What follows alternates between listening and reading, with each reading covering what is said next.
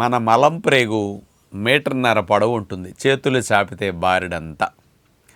అంత ప్రేగులో అసలు ఎంత మలం స్టాక్ ఉంటుందో తెలుసా? మీరు ప్రతిరోజు ఒక్కసారి దొడ్లోకి వెళుతున్నప్పటికీ, 2 రోజులకు ఒకసారి దొడ్లోకి వెళుతున్నప్పటికీ ఖాళీ అవుతున్నది కొంత, కానీ అక్కడ నిలవ ఉండే స్టాక్ 2 కేజీల నుంచి 4 కేజీల మధ్యలో మలము స్టాక్ అట్లా నిలవ ఉంటుంది. ఏమైంది అక్కడ నిలవ ఉంటే అనుకోవచ్చు. మనం వంటగదిలో డస్ట్బిన్ పెట్టుకుంటాం, అందులో పనికిరాని చెత్త మిగిలినవన్నీ వేస్తాం. అది ఏ రోజుకి ఆ రోజు మరి 2 సార్లైనా ఎందుకు పారేసుకుంటున్నాం? అందులో వేసిన దగ్గర నుంచి 5-6 గంటల్లో ఎందుకు ఖాళీ చేస్తున్నాం? అది నిలవ ఉంటే దాని నుంచి దుర్వాసన వస్తుంది, దోమలు ఈగలు పుడుతూ ఉంటాయి.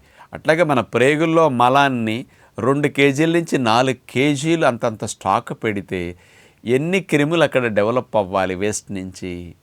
ఆ మలములో ఉండే నీటి శాతం కూడా నిలవ ఉండే కొద్దీ ప్రేగులు పీల్చేసుకుని మలము డ్రై అవుతుంది, నిలవ ఉండే కొద్దీ రంగు మారుతుంది, నిలవ ఉండే కొద్దీ దుర్వాసన వస్తుంది, నిలవ ఉండే కొద్దీ గ్యాస్ ప్రొడక్షన్ ఎక్కువైపోతుంది. మలం నిలవ ఉండే కొద్దీ ప్రేగుల్లో చెడ్డ సూక్ష్మజీవులు ఎక్కువ పెరుగుతూ ఉంటాయి, గుడ్ బ్యాక్టీరియాలన్నీ తగ్గిపోతూ ఉంటాయి.